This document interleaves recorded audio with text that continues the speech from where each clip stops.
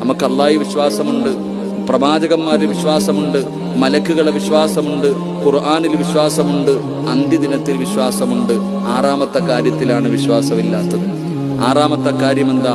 വൽ ഖദരി ഖൈരിഹി വശർരിഹി മിനല്ലാഹി തആല. നന്മയും തിന്മയും അല്ലാഹുവിന്റെ ഭാഗത്ത് നിന്ന്, ദുഃഖവും സന്തോഷവും അല്ലാഹുവിന്റെ ഭാഗത്ത് നിന്നാണ് വരുന്നത് എന്ന് നീ വിശ്വസിക്കണം. എങ്കിലേ നിന്റെ വിശ്വാസം പൂർണ്ണമാകൂ. അല്ലാഹു നമുക്ക് ഈമാൻ നൽകുമാറാകട്ടെ.